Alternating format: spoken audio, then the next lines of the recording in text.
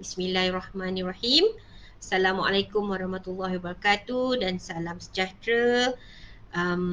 First of all, sebelum kita mulakan sesi perkongsian malam ni, kepada yang Muslim, kita mulakan sesi malam ni dengan Ummul Kitab Al-Fatihah.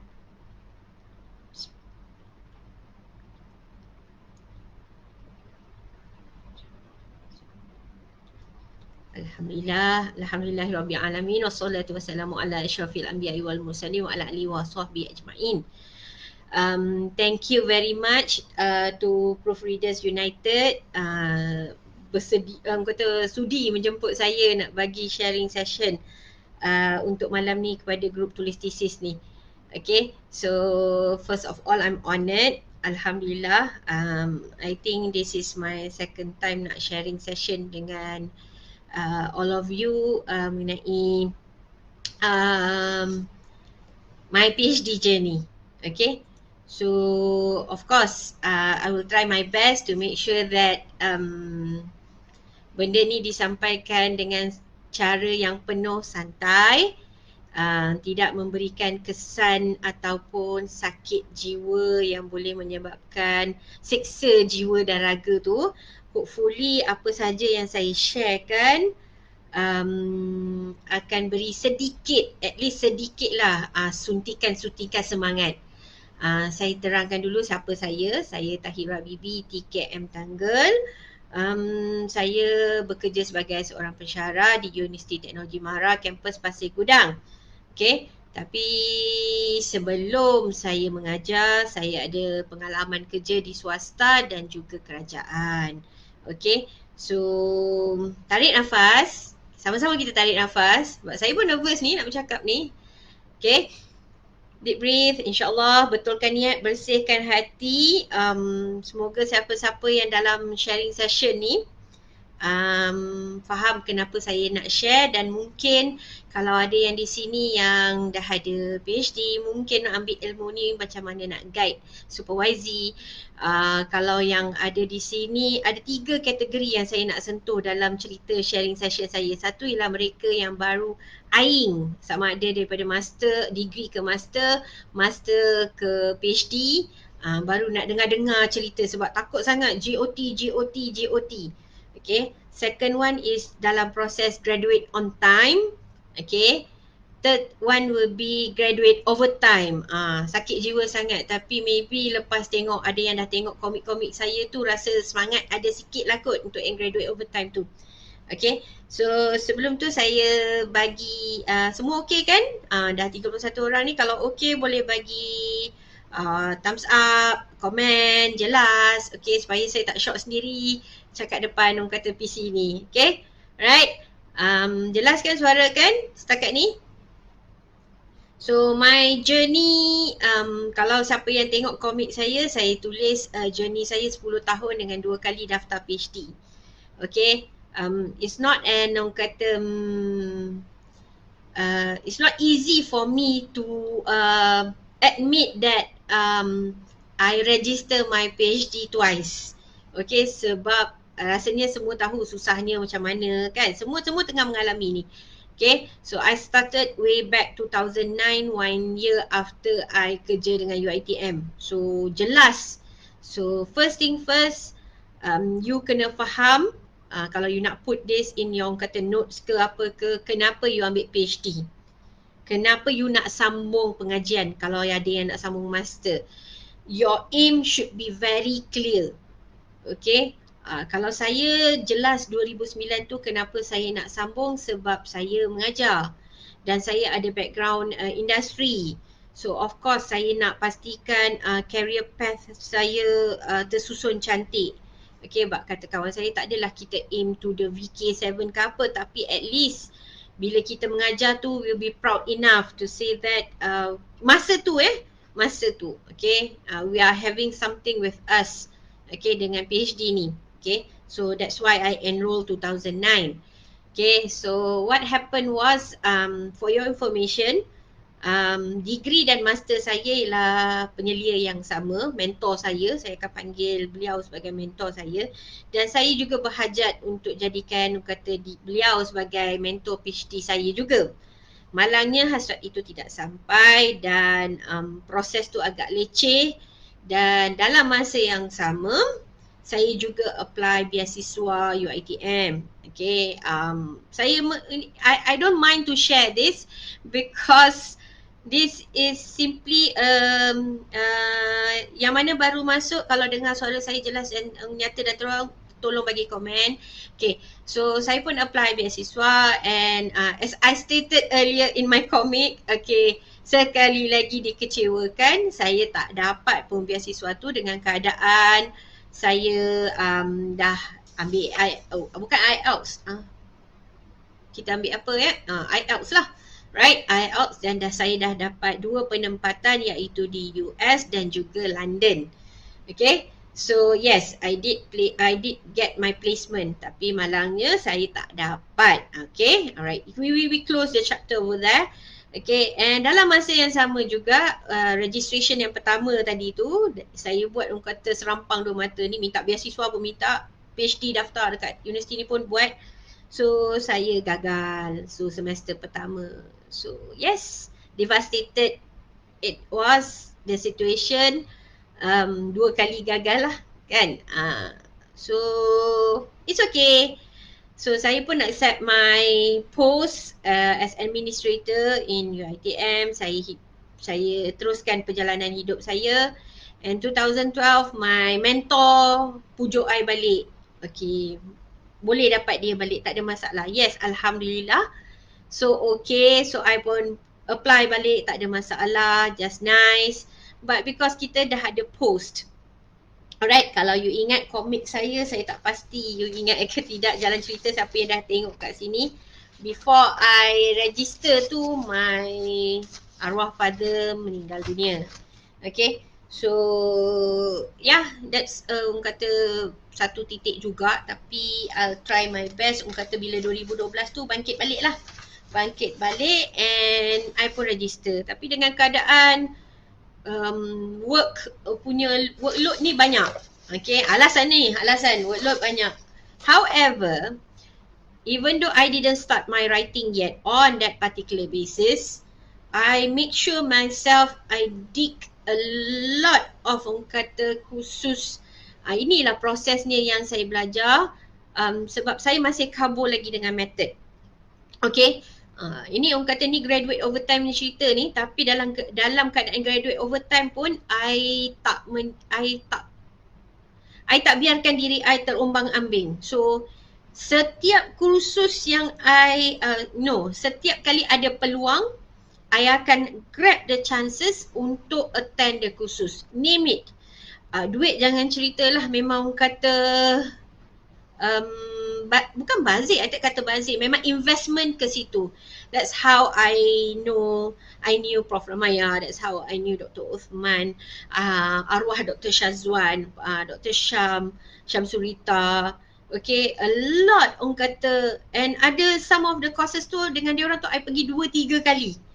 Sebab just nak tahu method. Macam Dr. Oti, cara penyampaian dia sangat bagus. Dari segi tulis thesis, macam mana nak tulis LR dengan arwah Dr. Shazwan, walaupun dia engineer, tapi dia gunakan method yang lama. Semua tu saya grab the chances untuk kaut ilmu. So, I tak biarkan kosong. But however, benda tu go with the flow, duit pun pergi dengan keadaan tiba-tiba supervisor yang mentor saya tu, you all kalau nak tahu, saya bersama dengan mentor saya tu untuk 3 degree saya. Degree Jazah Sarjana Muda, Master dengan PhD. So bila pencen, it was like menusuk kalbu lah. Kau dah dapat supervisor yang bagus, and then it was just let go. Masa tu dah cuak sangat, sebab saya takut siapa yang nak ambil alih. Everything semuanya dah ada dah, dan kita dah ada apa yang kita nak buat. And bear in mind, my niche area ialah assertiveness. Okay, degree in assertiveness behavior, master in assertiveness behavior and organizational culture, and my PhD is in assertiveness training. So I push, kata dalam keadaan melayan masa ni, I'll make sure that I get into my things. But however things happen, my supervisor change and I dapat supervisor baru. Lepas defend proposal pun correction lama 2 years. Okay, nak dapatkan bab 1, 2, 3 and then baru saya sebab saya buat experimental research. So I cannot proceed until my correction done lah. So Alhamdulillah 2017 saya buat eksperimen and 2018, 19, 20 I finish my write up and here I am today in front of you, all of you, presenting my sharing on my PhD journey. So bila bila nak cakap ni macam senang je kan, 10 years, yes 10 years, twice register in PhD. So now we are focusing on graduate overtime or graduate on time. Okay, perasan tak kalau kita ni oh sorry, Allah Rabbi, saya tak, Assalamualaikum doktor, dah dinner ke? Sorry saya sambil-sambil jelas doktor, saya kena scroll ke bawah, minta maaf, saya budak baru belajar, jelas, betul, IELTS. Okay, alright, so 10 years of journey nampak macam wow, sekejapnya dia cakap, tapi di sebalik setiap tahun tu ada cerita. Kena faham bila kita berada dalam keadaan yang struggle tu, mungkin setengah orang akan fikir kenapa dia, kenapa itu, kenapa ini. Saya minta semua letak tepi semua benda yang ada dalam kepala. Mungkin boleh ambil apa yang saya rasa saya nak share ni lah. So bila you dalam keadaan graduate on time, okay, untuk pada pelajar-pelajar yang fikir nak habis ni, alright. Saya akan sentuh graduate overtime tu kemudian sebab saya nak fokus pada graduate on time dulu supaya semua dapat benefit apa yang saya nak share. Saya ni seperti budak yang baru dapat ilmu nak share dengan semua orang. Okay, lebih kurang macam tu lah, tapi saya rasa siapa yang kenal saya dah tahu saya akan keep sharing. Don't do like this, go dig information. Sama aja dengan student saya pun saya buat benda yang sama aja. Bagi saya, I've been in I'm not saying the worst situation. I think setiap pengalaman tu adalah sangat berharga. Sebab bila kita belajar daripada pengalaman yang sama ada manis, pahit, masam, manis, sometimes the experience will get you wiser. Okay, dan sama juga harapan saya masa 2009 tu, awal-awal tu kononnya dengan PhD ni saya akan lebih orang kata berketerampilan dalam kerjaya saya. Exactly, the more you read, the less you know. Okay, saya ada 13, 14 soalan yang saya dapat. I'm trying my best untuk cope with all the questions. Okay, so first bila saya tak dapat beasiswa, of course lah, if you kata tak sakit hati ke, sakit, memang sakit, confirm sakit, siapa yang tak sakit. But that's how I would like to tackle siapa yang nak graduate on time ni. What you need to do, okay, sebab first thing first, you nak habiskan dalam tempoh yang diberikan. Always in positive vibes and keep learning. Thank you Liana. Alright, so bila you nak graduate on time ni, you dalam kalangan, dan saya percaya siapa yang graduate on time ni rasanya yang dalam setahun, 2 tahun ni. Okay, so bear in mind that your aim is the most important thing, and then dalam keadaan ni you kena pastikan kalau 2 semester tu, semester kedua tu you dah kena defend. Dan how you want to get defend tu, itu yang saya kata, kalau you dalam keadaan semester 2 ni you dah tak boleh kata alah saya dah semester 4. Itu maknanya bagi saya you trying nak push yourself. Jangan push yourself. Itu yang saya maksudkan, sebab saya nak siapa yang dengar sharing session ni, jangan, kalau you tanya dengan otai pun, otai akan cakap kalau boleh biar grad tu dengan penuh dignity, supaya you boleh dapat ilmu. Saya juga berkawan baik dengan Dr. Tawa, kalau siapa yang kenal. Okay, baru je dia share pasal kenapa dia grad on time. Kenapa dia grad on time? Sebab dia ada 3 tahun, dia kena siapkan, dia tak ada masa nak pergi huha-huha. So fokus tu memang sangat penting. Ada soalan yang tanya macam mana nak fokus, macam mana nak plan, saya akan share. Don't worry. Okay, walaupun saya tak layak nak kata saya patut share sebab saya tak grad on time, tapi bezanya saya orang yang grad on time dengan grad overtime ni, make sure that apa sahaja proses yang you lalui, you kena ambil proses tu sebagai proses pembelajaran. Jangan rasa sakit. Kalau you sakit, you kena bangun cepat-cepat.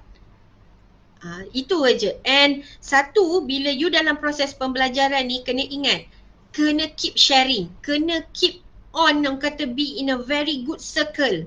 Tak boleh duduk diam sahaja, sakit jiwa. Itu nasihat saya. You need to be in a very good circle environment. Okay. Tipu kalau saya kata saya tak ada masalah keluarga, tak ada itu, tak ada ini. Ada. Cuma benda yang tak perlu saya share, saya takkan share lah. Okay. But apa yang saya nak kata ialah benda yang menyebabkan, how to say this? I don't want to say this word, but this word orang kata really trigger. Resilient. Resilient ni setiap kali jatuh nak kena bangun balik. So kalau you dalam proses, saya tak pasti. Contohlah you dalam proses tajuk pun tak lepas. Okay, ada kawan saya tadi dia sempat share dengan saya 4 tahun settlekan tajuk saja. Dan saya sendiri pun 10 kali tukar tajuk. Okay, so 4 tahun tajuk saja. Of course dia buat part time. Okay, 4 tahun. Dari dia kata apa, daripada dia anak dara sampailah dia pantang anak nombor 2, baru settle tajuk. Okay, but I did ask her how exactly dia manage dengan keadaan macam tu. Dia kata sebab dia dah setuju yang dia buat part time dan dia ambil masa, okay, untuk faham dengan kata buat kerja separuh masa dengan sebagai seorang isteri, dia faham. So first thing first ialah tak kira you nak grad on time ataupun overtime, you kena faham tanggungjawab you. Okay, kalau dekat sini ada jejaka-jejaka yang sambung belajar, first thing first, communication is very important to your spouse, terutamanya yang perempuan. Kalau yang perempuan ni nanti saya akan share, sebab saya perempuan, saya akan kupas lebih sikit. Tapi kalau lelaki yang sambung belajar ni, lelaki ni dia mind dia memang fokus itu je. Dan yang penting ialah spouse kena faham komunikasi. Okay, key point is komunikasi. Dan kalau yang perempuan ni, kalau dah berkahwin, okay, yang belum berkahwin, senang aja, fokus. Okay, alright. Yang dah berkahwin ni bukan kata tak fokus. Dia ada anak nak fikir, anak kucing nak fikir, anak-anak sana nak fikir, suami baby besar, baby kecil, semua nak kena fikir. Saya bagi siapa yang kata yang dah berkahwin ni memang bukan tanggungjawab besar, kena practice makes perfect. Itu antara cerita kata yang saya boleh berikan lah.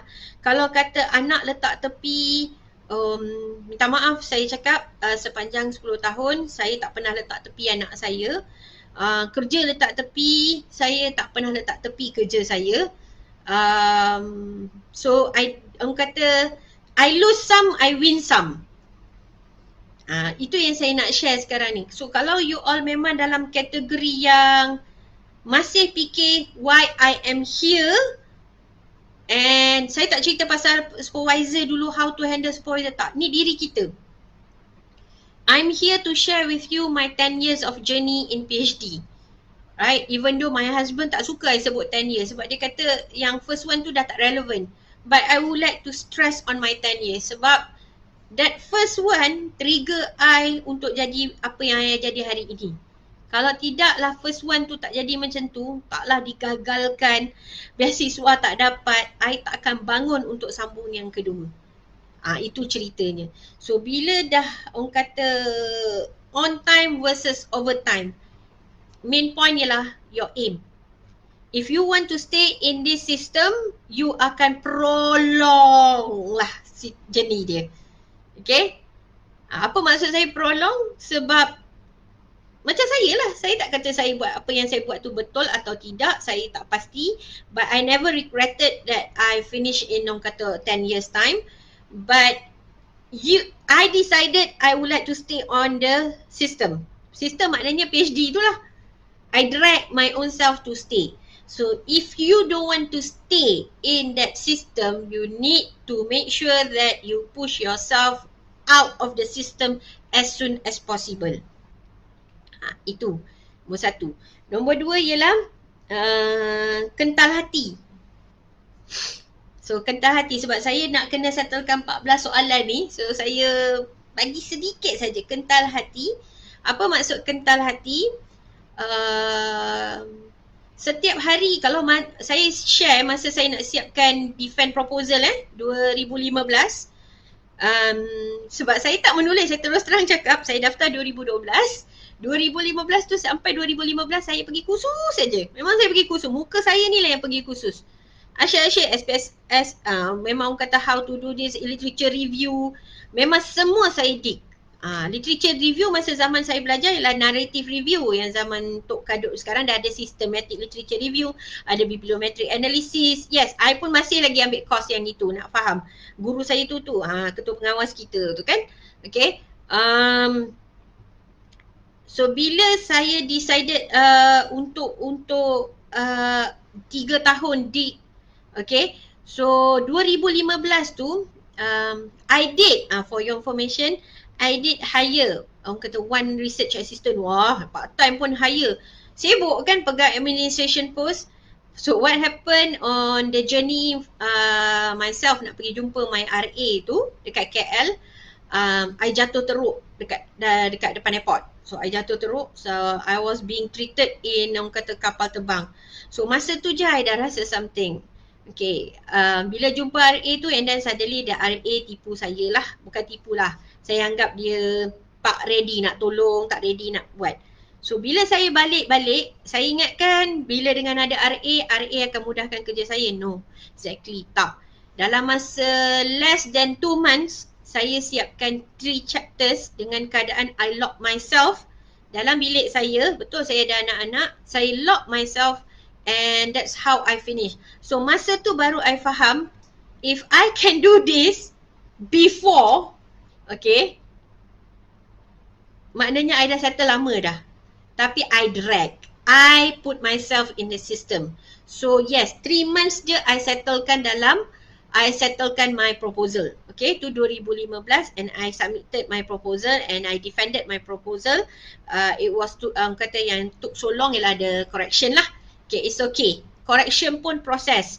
Sebab, okay, kalau katakan ada yang tanya if you get, orang kata, very tough examiners ke apa ke, I ambil kata-kata my supervisor yang baru tu, dia kata macam ni, siapa nak bagi free review? You dapat komen kan, komen tu you tak suka. Siapa yang nak bagi free review?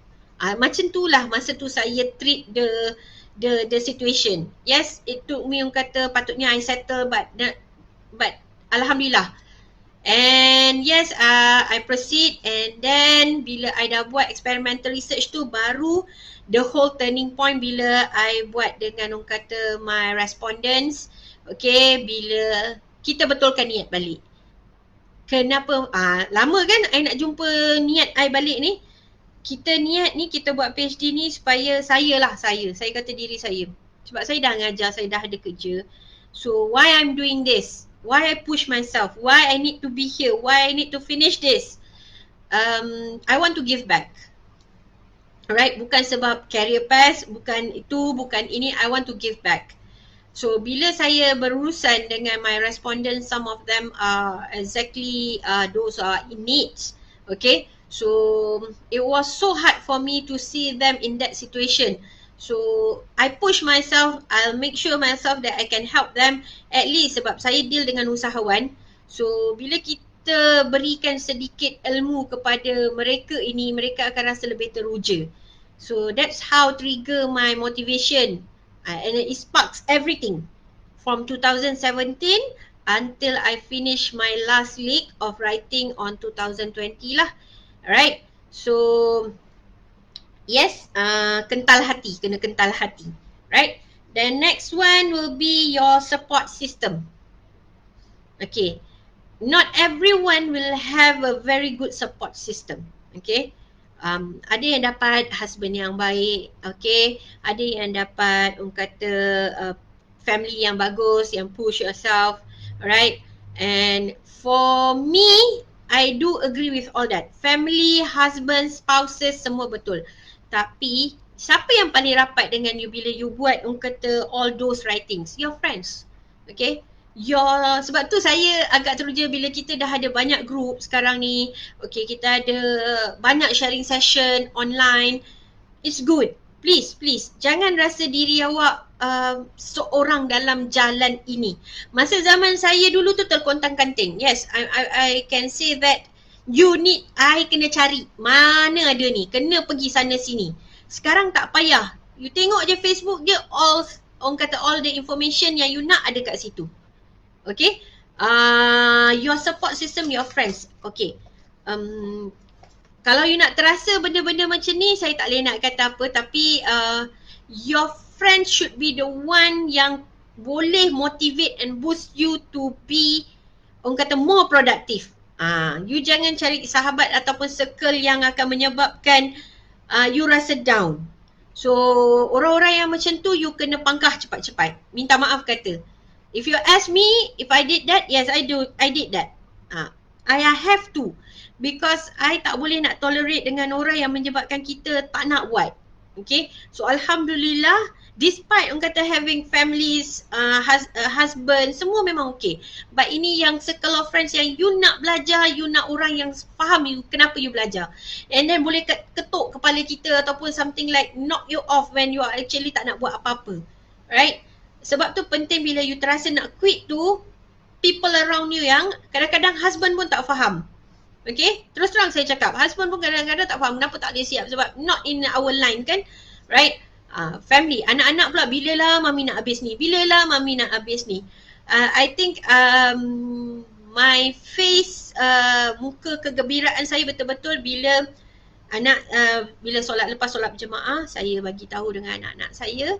Sebab setiap hari diorang, orang kata in the middle lepas Viva tu, diorang doa, ya Allah bagilah maminya PhD habis, bagilah mami PhD habis daripada, sebab saya Viva 15 Jun tahun lepas 2020 and kita pandemik 18 Mac.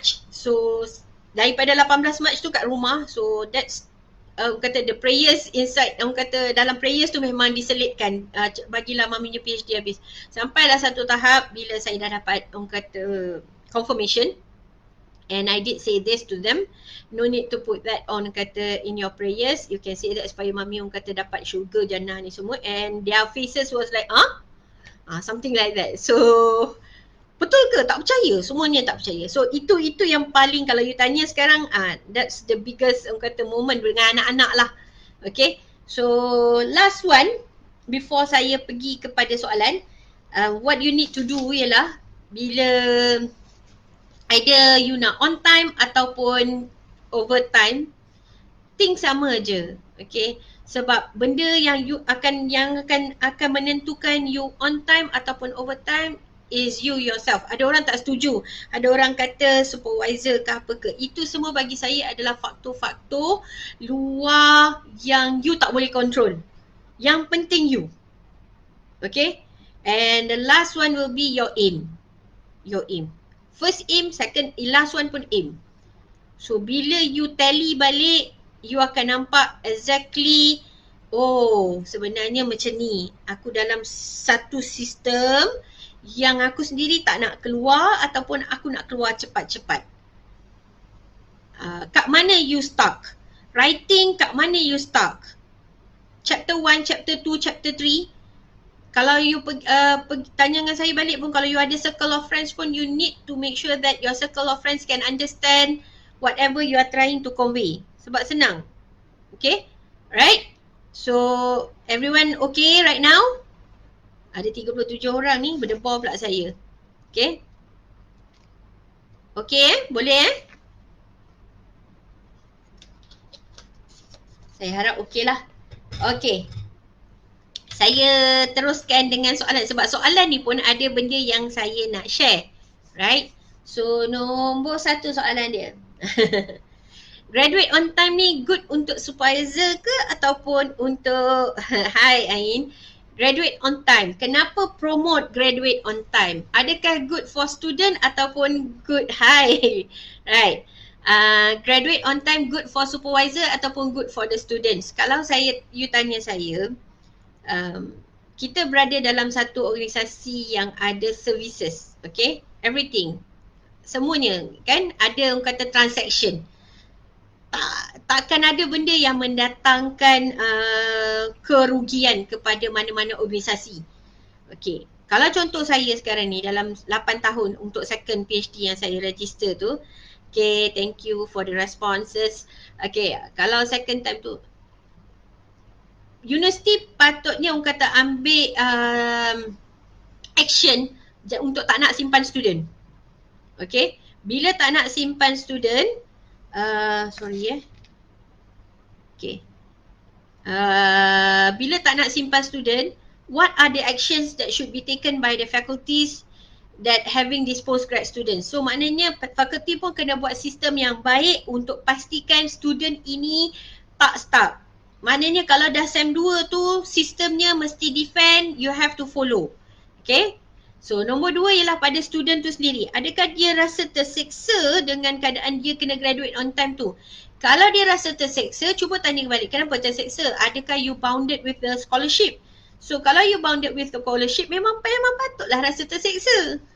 Lebih kurang macam tu lah. Okay, bukan saya nak kata siapa suruh kau ambil scholarship. Tak, saya pun nak ambil scholarship, tak dapat. Maybe that's why Allah tak bagi kot. Kena terima macam tu. Kalau Allah bagi, mungkin kalau katakan saya ambil scholarship, maybe I tak habis juga. Okay, sebab saya tak boleh macam tu. Right? So bila ada mutual consent, okay, fakulti tahu dia tak nak simpan student tahu dia kena habiskan cepat. I think isu graduate on time ni tak ada masalah. Dengan keadaan informations are everywhere right now.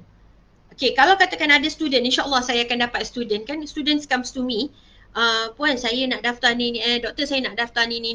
Okay, fine. So what do you have in your hand? Oh, tak tahu, doktor nak bagi apa kat saya? Saya pun tak prefer. You nak graduate on time tapi you tak bagi apa-apa kat saya. Contohnya seperti itulah. So in our trend right now, it beneficial for both parties. Okay? Organisation tak nak simpan lama-lama, you pun tak nak ada stuck dalam tu. So itu soalan pertama saya rasa jawab lah. How to stay focused and committed for a long time, especially in research? Do I need to feel guilty if I'm having a me time on the weekend? Okay, soalan ni. Me time. Bila dalam keadaan research ni, ada soalan yang seronok saya baca. Ada soalan yang kata, you kena faham dalam situasi you tengah menulis ni, remember tak I said that I buat dalam masa 3 bulan write up tu untuk defend proposal. The crucial part was, masa saya buat 3 bulan, saya dah settle membaca journal article. Okay, right? Style saya, kalau saya bagi RA pun, saya akan pastikan saya baca. Dan kalau siapa yang kenal saya, tahu yang saya akan print out, saya akan folderkan, saya akan bukukan semua artikel saya. I write all those articles before I write. Okay, so penting bila benda ni, you nak commit ni, there is no such thing bila you membaca, tak ada cerita me time kat situ. You finish reading first. Ini point, ini saya buat. When you want to write, you must make sure that your ample time to read those articles is sufficient. You cannot question your time when reading. Ini bila melibatkan penulisan tesis I'm not kidding about this. Okay, sebab you tak boleh buat ni and then you pergi tempat lain tulis-tulis. I think I simpan lagi daripada zaman I pergi USM cari maklumat. Okay, so ada lagi, berbuku-buku lagi. So you cannot play your time when you are reading the journal articles. Okay, because when you are reading, you need to write. Okay, and should you feel guilty if you are having me time in the weekend? If you are in the writing mode or reading mode, you should feel guilty. Ini saya lah. Okay, you should reward yourself after you write.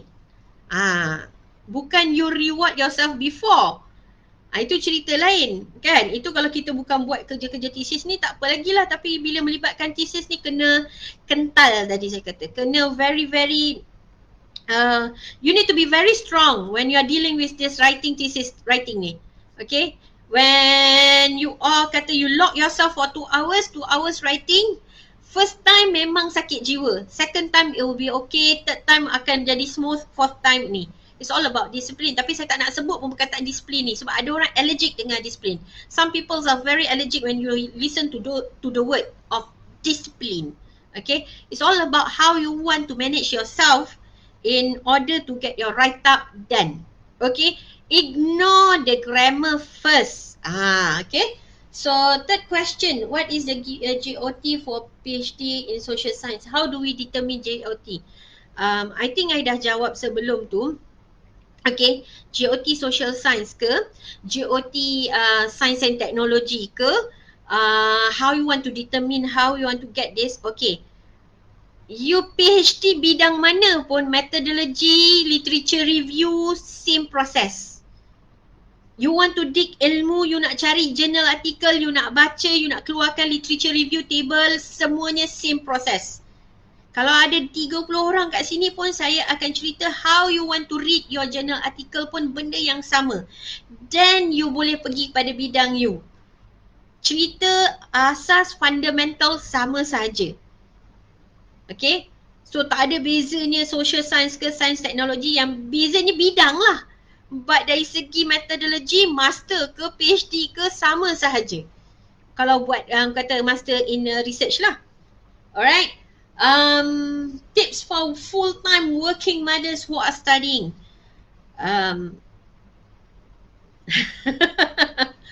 Full-time working mothers, salute you. Sebab terus terang saya kata saya ada pembantu, tapi pembantu saya hanya uruskan rumah lah. Anak-anak saya tetap uruskan. Tapi still saya akan kata saya ada bantuan. Right? But those who actually having to handle your kids on your own, right? And if you're alone in this journey, saya doakan supaya awak semua sentiasa kental. Okay, cuma saya nak bagi tips Zaid Muhammad, coach parenting. Dia akan kata perempuan ni, dia kena ada 5 je tanggungjawab dekat tangan dia. Dia tak boleh jadi 10. Okay, so bila dia jadi 10, wanita ni, dia akan jatuh terduduk.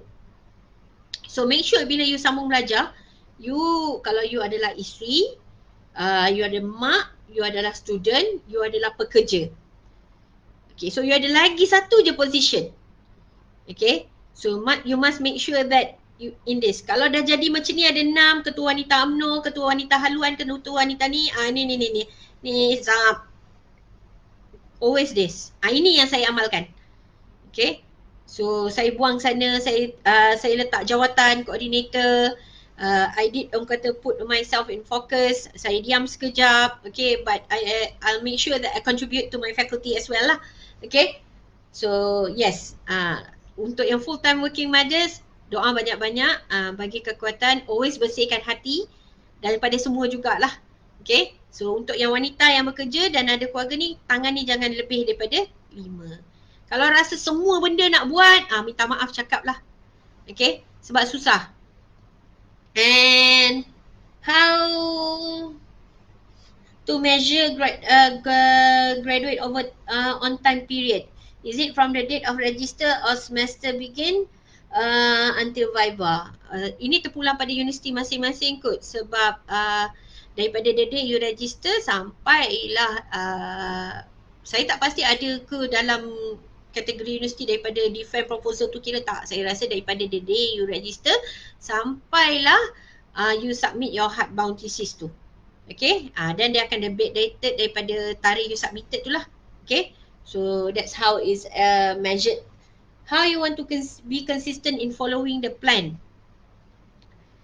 If you are bounded with scholarship, you need to have your Gantt chart with you. If you have a Gantt chart with you, you need to share the chart with your supervisor.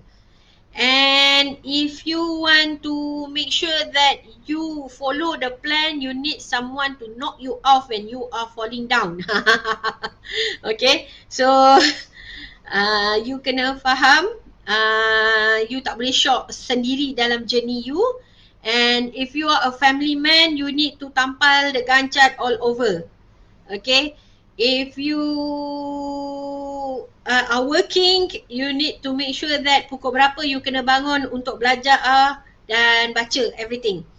Okay, so you have to follow some schedule bila you embark this journey, right? There is no such thing of you just play along, I boleh buat apa-apa je. No such thing. Okay, right?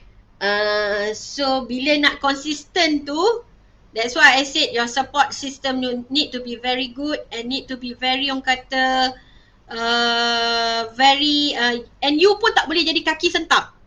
Itu satu. Okay, orang baru tanya je kan, selalu keluar orang kata the memes and everything kan. Baru tanya je bila thesis nak siap, dah muka monyok tak bercakap dengan orang tu 10 tahun. No, you kena ambil those questions as a motivation boost for you. Tukar. Saya bercakap ni sebab saya kaki sentap juga, tapi when I embark this journey, so many things happen that I need to change my mind. Okay, what are the implications for being graduate over time? What are the implications? Sorry, I laugh myself. I laugh at myself lah. Duit. One thing, duit.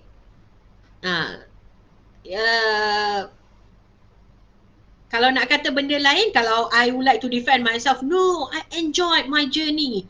Exactly yes, but I can't push you guys here yang dengar dengan I ni, 41 orang yang dengar dengan I ni, I cannot push you guys to follow my route. Tak best lah. Sebab sekarang ni dah, orang kata, dah peluang to graduate on time, dah, orang kata, jelas terbentang kat depan dah. So those were the days that's why I said if I can finish my defense proposal in 3 months dengan keadaan ada 2 anak, 1 anak baru operation. So dengan, orang kata, father, orang kata, baru pass away 2 years, benda nak recover dengan benda-benda macam tu, I think you guys also can do it. Alright, so implication dia satu je, you tak keluar daripada sistem, and money involved, cost, everything, emotionally drain, penat, tak habis-habis lagi. Allahu Akbar. I laugh at myself. This is so true. Kan? Okay? What keeps you going when everything does not fall in place? Have you ever had an anxiety attack? Alright, ada 3 question dalam satu soalan. What keeps you going when everything does not fall in place? Soalan tu boleh menyebabkan saya nangis tu. What keeps me going? I think I can say that I would like to see my father smile bila saya dapat DR kot, but that didn't happen. So yes, the thought of my family being proud with me, sebab saya satu-satunya yang sambung belajar ke IPT habis.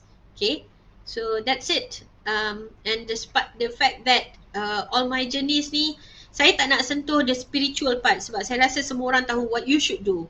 Okay, you come back to Allah, you come back to your God, right? You know where you want to go. That's the thing. But the first question, what keeps you going when everything does not fall in place? Daripada zaman saya belajar lagi, saya selalu kongsi ni dengan kawan-kawan saya. Saya belajar dekat UTM Skudai, saya orang KL. I can't push myself to go anywhere sebab saya rasa bapak saya dekat belakang saya, atas saya, sebab dia kata belajar, something like that. Okay, so saya tak boleh pergi Singapore, saya tak boleh pergi ni. So that's how I attach to my father. So that's what keeps me going. Orang kata what keeps me going bila semuanya tak teratur ni. Okay, have you ever had an anxiety attack? Always.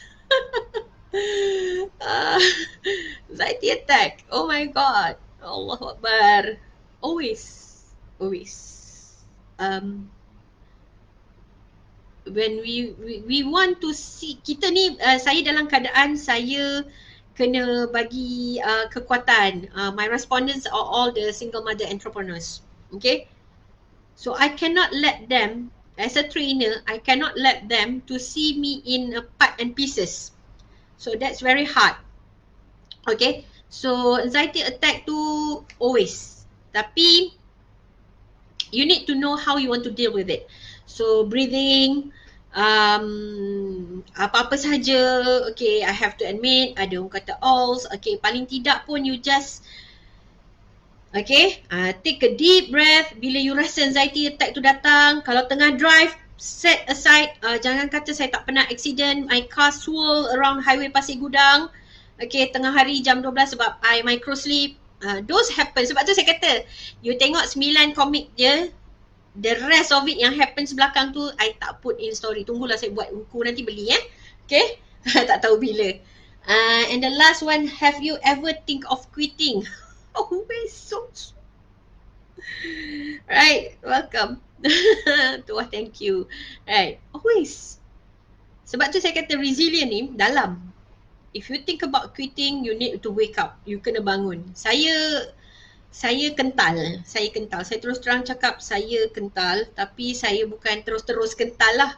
Right? All those things happen to me dengan keadaan Allah dah rencanakan something good will be happening after this. Maybe not now, not soon, orang kata soonest, but sooner or later orang kata things will be coming in just orang kata very smooth way.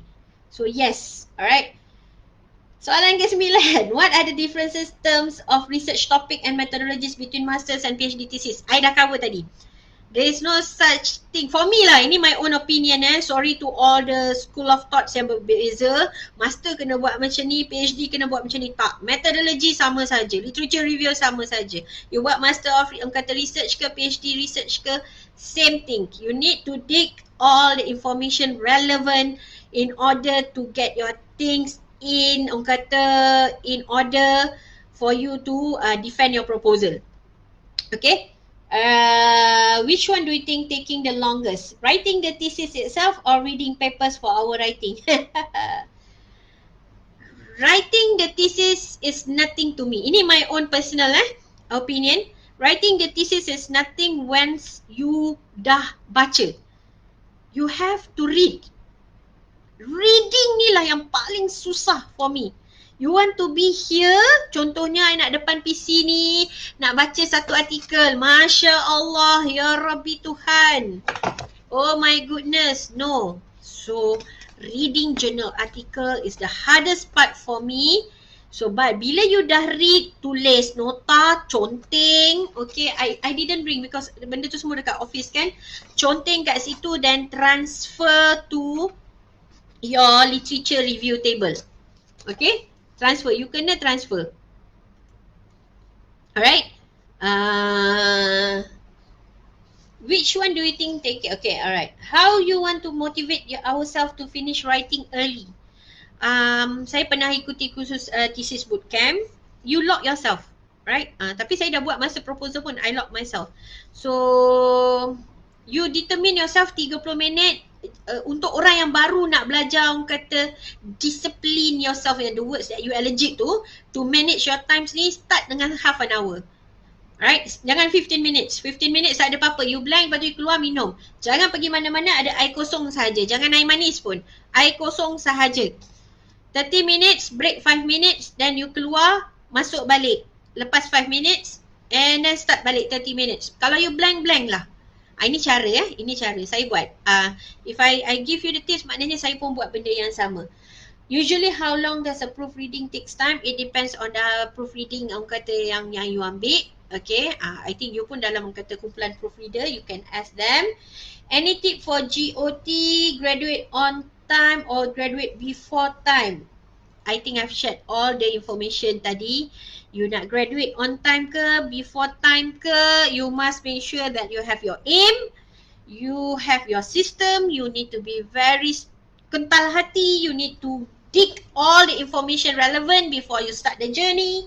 You need to have a very good support system, you need to have a circle of friends yang really motivates you. Your family is there, your family tak lari mana. Your friends ni, I'm so sorry to use friends akan sama ada naikkan you ataupun turunkan you. So kita nak friends yang naikkan you. Alright? Alright. Graduate. Okay, so you ada yang tanya pasal 2 semesters to 3 semesters per year. I did ask my friend just now, but my friend tak reply. I think dia ikut by year. 1 tahun 3 semester, maknanya 1 tahun lah. But you need to ask your beloved university that provided with all. Sebab kalau dekat kita punya database tu, dia akan tulis semester keberapa dari keberapa. Okay, contohnya macam tu. Okay, yang penting yang penting kat sini, good question, walaupun dia tanya pasal benda yang will the effect got graduate over on time period. It will effect kalau you terlepas pandang contohnya benda-benda yang kecil seperti notice of submission. Right? Benda tu nampak kecil tapi very significant. Notice of submission for graduate overtime is very crucial. Tolonglah baik dengan administration of the graduate faculty. Jangan cari pasal dengan diorang. If I would like to submit my my write-up for Viva, what do I need to do? Kalau I nak submit untuk defense proposal, what do I need to do? Okay, berapa paper yang I kena submit? Berapa ni, semua ni. Ada subjek tak? Saya pernah, sebab saya terlepas, ni gelak lagi lah kan. Saya terlepas pandang jadual untuk subjek. So, saya gagal subjek tu. So, apa nak buat? Sem depan ambil lah lagi. Nak buat macam mana? So, you tak datang. Tak kira lah you ada kroni ke, tak ada kroni ke. Kalau you dah tak datang untuk presentation, sebab you terlepas pandang, you ada meeting, you still fail. So, yes. Right? Okay. Graduate. Okay, saya jawab soalan ni. How to go on when you feel like quitting? It was very tough. Okay, how you want to go on? Kalau yang Muslim, saya akan suruh you all ambil air semayang, solat. Kalau itu pun you tak boleh buat, you rasa benda tu berat sangat, saya faham. At one time, I also feel the same thing. And jalan sekejap. Take a break. Right? Take a break. Apa breaknya? Sekarang ni kita tak boleh rentas negeri kan, tapi janganlah bila dah dapat kata take a break tu kau pergi Australia, Jepun, no. Okay, take a break maknanya you pergi keluar jalan, driving ke, you naik bus ke, whatever the method that can suit you. Kalau mana-mana perempuan yang takut-takut nak jalan ni, pergi shopping, window shopping, masak ke, tapi jangan take that as your escapism mode. Itu one thing. You nak buat benda tu semuanya lepas you habis belajar. You nak masak lepas you habis belajar. Dulu-dulu tak pernah nak pegang kuali. Pegang kuali masa tengah PhD. Memang semua tu akan muncul. Okay, but okay, tak pernah nak bercucuk tanam. Tapi masa PhD lah nak bercucuk tanam. Okay, no. You have to be focused. Benda tu akan haunting you. So, finish it. Make sure that you want to go out from the system. Okay? And how you want, okay, graduate over time, all the fault to be blamed on the students? Last question. Graduate all, kata, adakah bila you graduate over time tu, it depends on the situation. I can answer this in my situation as well, but kenapa you nak letak blame you tu pada orang lain sedangkan you boleh ubah benda tu? Okay? Percayalah cakap saya ni masih lagi dalam proses mamai sebab otak masih clear. Bukan clear. I already finish. Okay, selama 10 tahun saya dihantui dengan bukan dihantui. I've been, some of kata the memory dalam ni lah, PhD tak siap lagi. The moment that you PhD siap, you dah rasa macam semua benda saya kena tulis sebab saya lupa. Those were the days tak. So, just imagine yourself that you are out from the system that strangle you not to kata tak boleh nak ke depan. So, you cuba juga nak lepas. So, tak kira lah point dia graduate on time or over time. If you are in that position as a PhD candidate ataupun master candidate, you need to finish, you need to make sure that you know your things. You need to know that you are exactly in the right path of your journey. Kalau you terkeluar, masuk balik. Okay, escapism for me masa journey ni boleh. I did that after my kata define proposal sebab 2 tahun. Kan? So I celebrate myself. Jauh saya pergi London gitu kan. Lepas tu balik. Buatlah cepat-cepat. But the fact that it's your thing. Kalau you nak pastikan diri you in the right mood, kena tarik diri you balik. You yang menentukan sama ada you nak pergi mana, you yang ini. Tapi kalau pergi, you want to have a break, you want to have a me time, jangan sampai lalai. Because you need to know that you are in that system, you are not yet done, you are not finished yet until you dapat satu surat yang menyatakan congratulations, you get this and you dah boleh dengan bangganya, okay? This one. Okay? So, with that, I think ngam-ngam. Orang kata 1 jam dah ni. Alright? So, with that, I think I minta maaf kalau apa-apa sharing I ada yang terasa terkecil hati. Any of my words offending your good self, I'm so sorry.